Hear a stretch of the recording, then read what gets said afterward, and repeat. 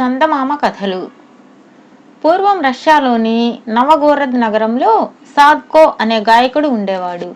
నగరంలో ఏ సంపన్నుల ఇంట ఏ విధమైన విందు జరిగినా సాద్కోను పిలిపించి అతని చేత వీరగాథలు పాడించి విని ఆనందించేవారు. అతనికి ఆ విధంగా మంచి విందు భోజనంతో పాటు కొద్దిగా డబ్బులు కూడా ముడుతూ ఉండేవి. సాద్కో చాలా పేదవాడు అయినప్పటికీ అతనిని దాదాపు ప్రతిరోజు ఎవరో ఒకరు ఆహ్వానిస్తూనే ఉండేవారు. కానీ ఒకరోజు అతన్ని ఎవరూ ఆహ్వానించలేదు. అందుచేత ఆ రోజు అతనికి భోజన ప్రాప్తి లేకపోయింది.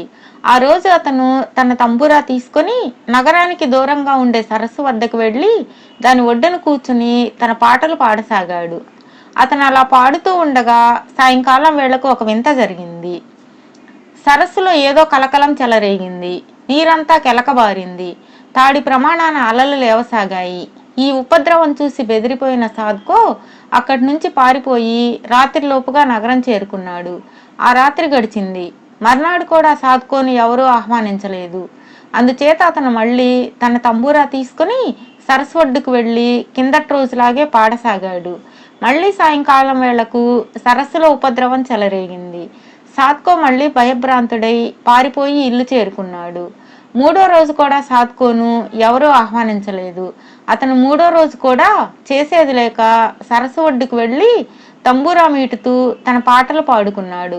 సాయంకాలం అయ్యేసరికి ఎప్పట్లాగే సరస్సు కెలకబారటము, తాడి ప్రమాణాన కెరటాలు రావడము జరిగింది. కానీ సాద్కో ఆ కల్లోలాన్ని గమనించనే లేదు.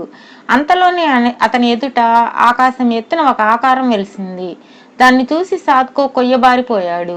నాయనా, నేను సముద్రరాజును. 3 రోజులుగా ఈ సరస్సు అడుగున నేను నా అతిథులు విందు చేసుకుంటున్నాము. ఈ 3 రోజులు నీ అద్భుతమైన పాటలు మా అందరికీ ఎంతో ఆనందాన్ని చేకూర్చాయి. ఇందుకు ప్రత్యుపకారంగా నీకు ఒక సహాయం చేద్దామని ఇలా వచ్చాను. రేపటి నుంచి నీకు యథాప్రకారం గొప్పవాళ్ల ఇళ్లకు పిలుపులు వస్తాయి. రేపే ఒక గొప్ప ఇంట విందు జరుగుతున్నది. దానికి నగరంలో ఉండే కోటీశ్వర్లు, వర్తకులు వస్తారు. అందరూ బాగా తిని తాగి ప్రగల్భాలు పలుకుతారు. అప్పుడు నువ్వు కూడా ఒక విషయం చెప్పు. అదేమిటంటే, ఈ సరస్సులో బంగారు రెక్కల చేపలున్నాయి. ఆ మాట నువ్వు చెప్పావంటే ఎవరూ నమ్మరు. నీ మీద పందాలు కూడా వేస్తారు. అన్ని పందాలకు నువ్వు ఒప్పుకో. తరువాత నువ్వు సన్నటి పట్టుదారాలతో అల్లిన చిన్న వల తెచ్చి సరస్సులో వెయ్యి. అందులో బంగారు రెక్కల గల చేపలు పడేటట్టు నేను చేస్తాను. నువ్వు పందాలు గెలుచుకుని సంపన్నుడు అవుదువు గాని అన్నాడు సముద్రరాజు.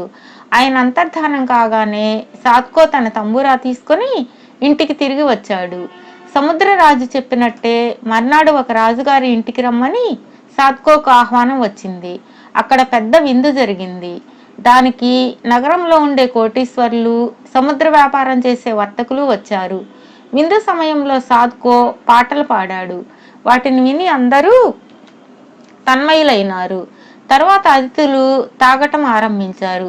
ఒకరిని మించి ఒకరు ప్రగల్భాలు పలకసాగారు. ఒకడు తన వర్తకాన్ని గురించి, ఒకడు తన భవనాలను గురించి, ఒకడు తన భార్య అందం గురించి, ఒకడు తన బల పరాక్రమాలను గురించి ప్రగల్భాలు పలికారు. సాద్కో అందరి మాటలు వింటూ మౌనంగా ఉండిపోయాడు. అందరూ మాట్లాడుతుంటే సాద్కో మాట్లాడడేం అని ఎవరో అడిగారు. అయ్యా, మీరందరూ గొప్పలు చెప్పుకుంటున్నారు. చెప్పుకోవడానికి మీకు ఏదో ఒకటి ఉన్నది. కానీ నేను ఏం గొప్ప చెప్పుకునేది? నాకేమీ లేదు కదా. అయితే మీకెవరికీ తెలియని ఒక రహస్యం నాకు తెలుసును అన్నాడు సాద్కో. ఏమిటది ఏమిటది అని అందరూ ఆతృతగా అడిగారు. మన నగరం వెలుపల ఉండే సరస్సులో బంగారు రెక్కల గల చేపలున్నాయి అన్నాడు సాద్కో. ఈ మాటను ఎవరూ నమ్మలేదు. కొందరు ఆ మాట అబద్ధం అన్నారు. సాద్కో ఈ సంగతి కల్పించాడని మరికొందరు అన్నారు. రోజు ఎంతో మంది సరస్సులో వల వేస్తున్నప్పటికీ బంగారు రెక్కల గల చేప ఎన్నడూ ఒక్కటి కూడా పడలేదు అన్నారు మరికొందరు. నేను అబద్ధం ఆడలేదు, నిజమే చెబుతున్నాను అన్నాడు సాద్కో. ఆ సరస్సులో బంగారు రెక్కల చేపలున్నట్లు రుజువు చేస్తే నగరంలో నాకు గల దుకాణాలన్నీ ఇచ్చేస్తాను అన్నాడు ఒక పెద్ద వర్తకుడు. మిగిలిన వర్తకులంతా పోటీలు పడి ఆ మాటే అన్నారు. నాకు పందెం వడ్డడానికి నా తల తప్ప ఇంకేమీ లేదు. సరస్సులో బంగారు రెక్కల గల చేపలున్నట్లు రుజువు చేయకపోతే నా తల ఇచ్చేస్తాను అన్నాడు సాద్కో. అందరూ ఒప్పుకొని సరస్సు వద్దకు బయలుదేరారు. సాత్కో పట్టుదారాలతో అల్లిన ఒక చిన్న వల మాత్రం తీసుకున్నాడు. తనతో పందెం కట్టిన వర్తకులందరినీ ఒడ్డున నిలబెట్టి సాత్కో నీటిలోకి దిగి వల ముంచి పైకి ఎత్తాడు. అందులో బంగారు రెక్కల గల చిన్న చేప ఒకటి కొట్టుకుంటూ కనిపించింది. ఇందులో ఏదో మోసం ఉన్నది అన్నారు వర్తకులు. మోసం ఏమీ లేదని చూపడానికి సాత్కో వల నుంచి ఆ చేపను తీసేసి మళ్ళీ వలను నీటిలో వేసి పైకి లాగాడు. అందులో మరొక బంగారు రెక్కల చేప ఉన్నది. ఈ విధంగా సాత్కో ఎన్నోసార్లు తన వలను సరస్సులో వేసి పైకి తీసి ప్రతిసారి ఒక బంగారు రెక్కల చేపను పట్టి వర్తకులందరికీ చూపించాడు. నగరపు వర్తకులు ఓడిపోయినట్లు ఒప్పుకోక తప్పింది కాదు.